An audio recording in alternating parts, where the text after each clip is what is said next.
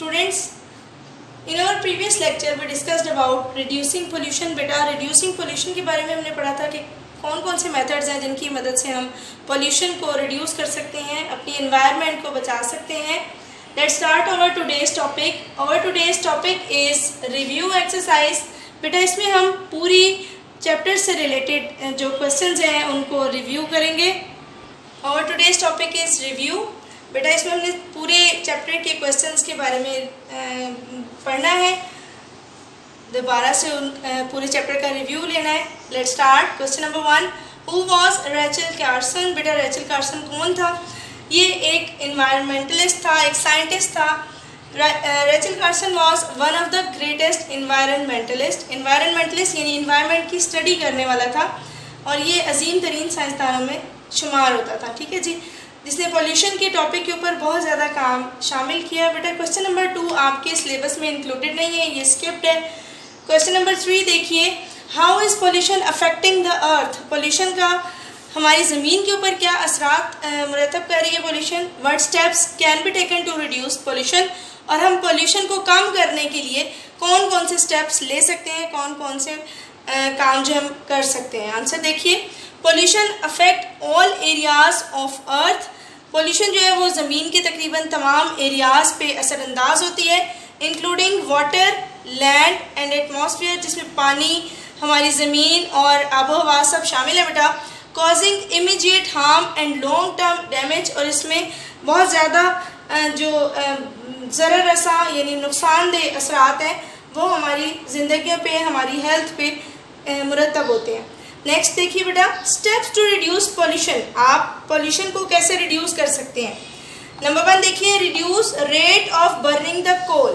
कोयले को कहते हैं जी, कोयले को जलाने की मिकदार आपने कम करनी है. That produce carbon dioxide. क्यों बेटा?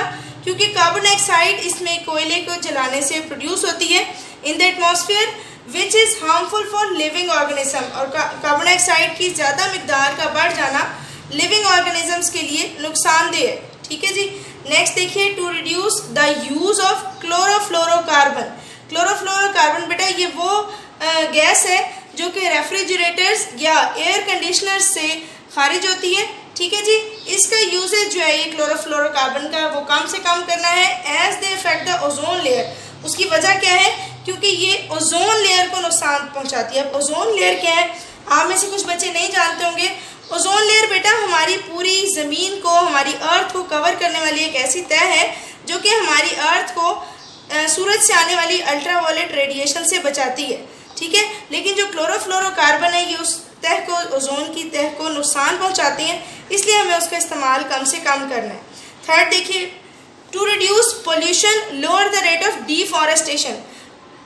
पोल्यूशन को कम करना चाहिए ताकि कैसे हम कम कर सकते हैं? डिफॉरेस्टेशन को कम करके. ठीक है जी.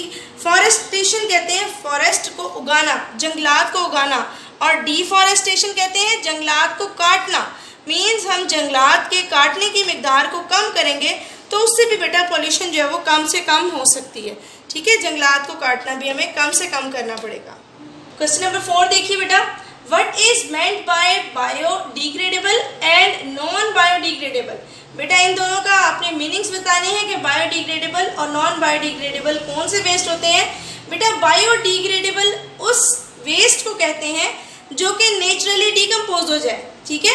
यानी जो हमारी जो खुद ब खुद जो है इसमें माहौल में शामिल हो जाए और उसको जो है मतलब कोई और हमें ज़रिए इस्तेमाल ना करने पड़े उसको डिकम्पोज करने के लिए. सिंपल डिकम्पोजर्स जो हैं वो उसको डिकम्पोज कर सकें. और नॉन बायोडिग्रेडेबल उन वेस्ट को कहते हैं जैसे कि प्लास्टिक बैग्स हो गए या डिफरेंट चीज़ें जो नेचुरली डिकम्पोज नहीं हो सकती. ठीक है जी. जिनको डिकम्पोज करने के लिए या तो जलाना पड़ता है या और कोई मेथड्स फॉलो करने पड़ते हैं. ठीक है जी. आंसर देखिए बेटा, बायोडिग्रेडेबल मीन्स वेस्ट. बायोडिग्रेडेबल का मतलब वो वेस्ट है दैट डिकम्पोज नेचुरली, जो नेचुरली डिकम्पोज हो जाते हैं. Non biodegradable means the waste. Non biodegradable का मतलब है वो waste that does not decompose naturally, जो नेचुरली डिकम्पोज नहीं होते, जो कुदरती तौर पर डिकम्पोज नहीं होते.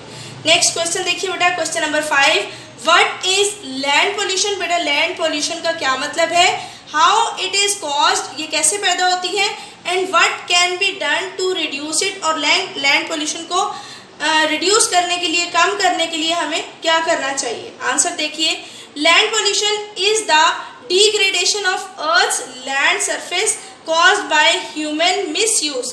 इंसानों के मिसयूज की वजह से, इंसानों के गलत इस्तेमाल की वजह से ज़मीन की जो सरफेस है, सतह है, उसका ख़राब हो जाना लैंड पोल्यूशन कहलाता है। इसकी कॉजेज़ देखिए बेटा, causes of land pollution, it is caused by using chemical pesticides. कैसे लैंड पोल्यूशन कॉज होती है बेटा? केमिकल पेस्टिसाइड्स के इस्तेमाल से। ठीक है जी। अब आपको मैंने पहले भी बताया था, पेस्टिसाइड्स किसे कहते हैं? पेस्टिसाइड उन कीड़े मार दवाइयों को कहते हैं जो कि फसलों के उगाने के बीच में फार्मर्स जो हैं वो स्प्रे करते हैं ताकि कीड़ों की वजह से फसलों को नुकसान नहीं हो। ठीक है जी। और उसके अलावा घरों में भी हम पेस्टिसाइड्स यूज़ करते हैं ताकि हम अपने घरों में भी कीड़ों को मार सकें। ठीक है जी। लेकिन उसमें इस्तेमाल होने वाले जो केमिकल्स हैं वो बहुत ज़्यादा नुकसानदेह होते हैं। सो नेक्स्ट देखिए, it is caused by using chemical pesticides used to grow crops. फसलों को उगाने के लिए जो केमिकल पेस्टिसाइड्स यूज होते हैं वो लैंड पोल्यूशन की वजह बनते हैं। नेक्स्ट देखिए, dumping of rubbish. Dumping of rubbish कहते हैं बेटा कूड़ा करकट को इधर उधर फेंक देना। ठीक है जी। कूड़े को इधर उधर फेंकने से क्या होता है कि पोल्यूशन कॉज होती है। नेक्स्ट हेडिंग देखिए, methods to reduce land pollution. बेटा हम लैंड पोल्यूशन को कम करने के लिए कौन कौन से तरीके इस्तेमाल कर सकते हैं?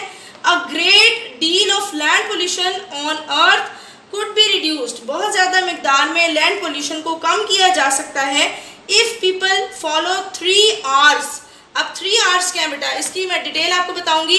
3 R's का मतलब है, पहला R है रिड्यूस, दूसरा देखें रीयूज़, और तीसरा है जी रिसाइकल। रिड्यूस का मतलब किसी भी चीज़ के इस्तेमाल को कम से कम करना, यानी हम जैसे कि फॉसिल फ्यूल्स हैं या मुख्तलिफ चीज़ें हैं उनके इस्तेमाल को कम करें।